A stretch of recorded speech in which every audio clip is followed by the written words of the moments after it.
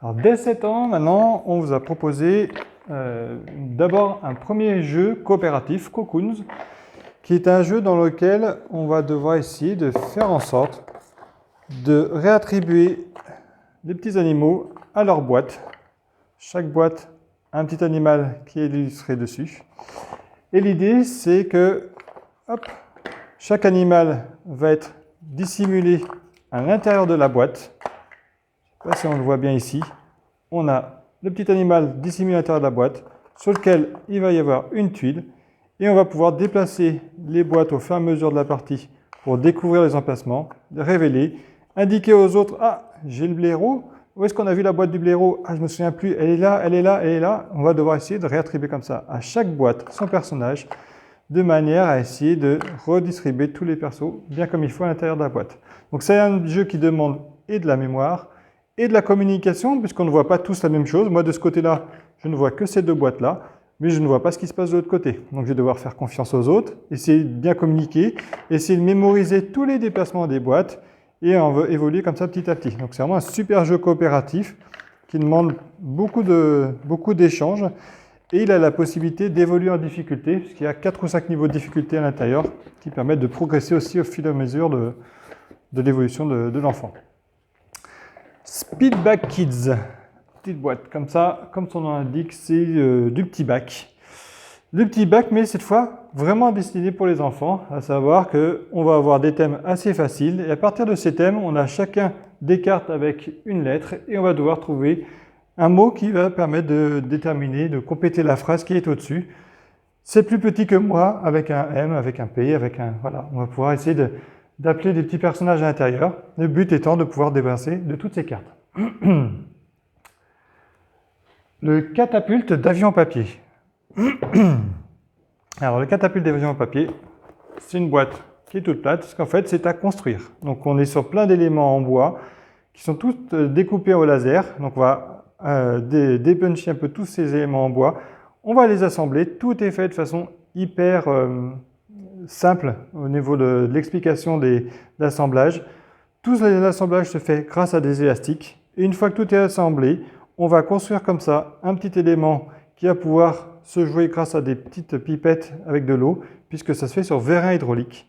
Et on va pousser l'eau qui va nous permettre de faire évoluer le petit élément. Et une fois que c'est en haut, on a un avion en papier qui va pouvoir décoller. Ça fonctionne super bien. On l'a en démo et on l'a oublié à la boutique. Et ça marche très très très bien. On s'est vraiment amusé dessus. On vous propose enfin un loisir créatif donc sur des créatures fantastiques. Donc on a des dragons, des licornes, des cerfs un petit peu magiques.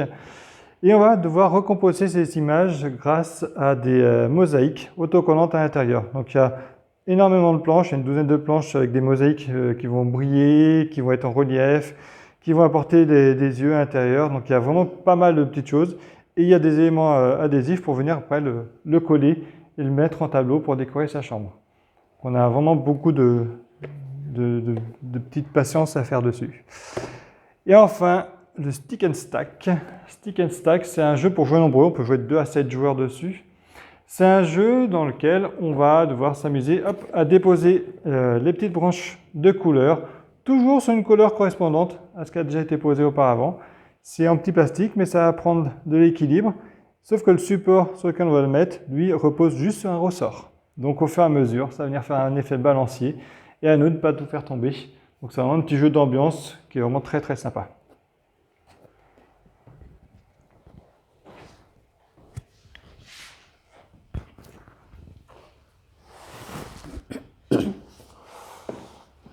Alors, on poursuit avec les livres pour les enfants à partir de 7 ans.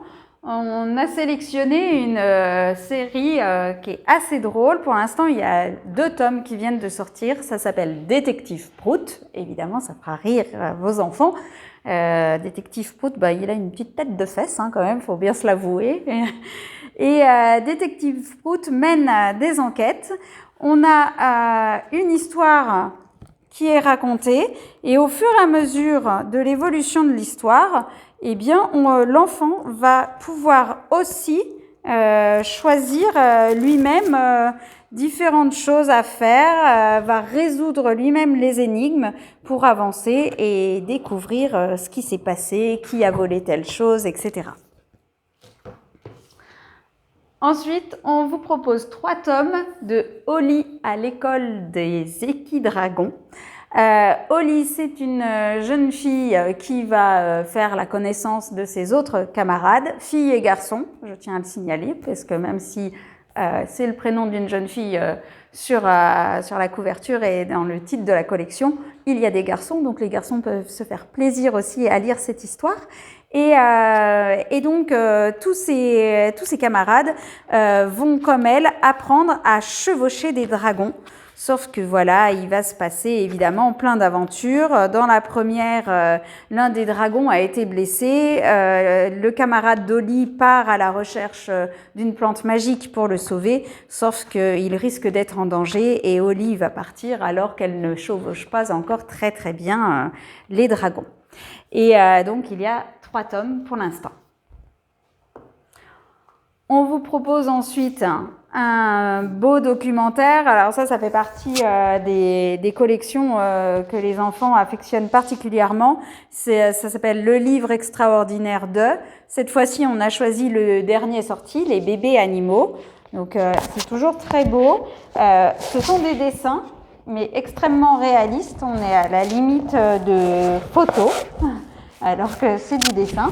Et vous voyez, on a un peu comme des petites cartes d'identité de l'animal et une petite description qui n'est pas très longue, ce qui permet vraiment aux enfants qui commencent à lire depuis 1 ou 2 ans de pouvoir se faire plaisir à lire par eux-mêmes tout leur documentaire.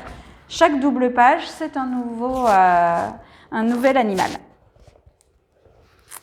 Pour rester sur les animaux, on a sélectionné aussi une série de 3 tomes de la série, toujours le Zooparc de Beauval, mais cette fois-ci Soigneur Junior. On monte en termes de difficulté par rapport à la proposition pour l'âge précédent. Et donc, on a vraiment un petit roman chapitré où on va suivre une bande de copains qui sont soigneurs au zoo de Beauval, et à chaque fois, eh bien, ils vont s'occuper d'un animal en particulier, et ça nous permet de découvrir la vie de ces animaux. Et enfin, un petit duo avec 50 expériences faciles et surprenantes, et un petit do-it-yourself pour fabriquer sa visionneuse de constellations. Alors, la visionneuse de constellation, donc on va pouvoir la fabriquer, donc la monter. Donc là, on va être plutôt dans la manipulation.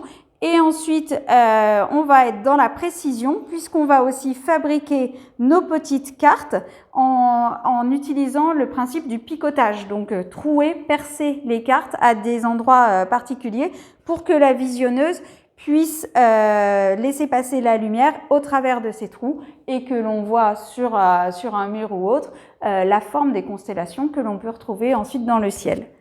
Donc ça, c'est le petit coffret d'activités manuelles. Et donc pour aller avec, on a sélectionné ce livre d'expériences, des expériences scientifiques à réaliser à partir d'éléments et de produits que l'on a dans la plupart de nos salles de bain, cuisine et autres. Donc on est vraiment sur du facile, et tout nous est expliqué, le pas à pas de l'expérience et évidemment la conclusion et ce que l'on peut en tirer et comprendre de tout cela.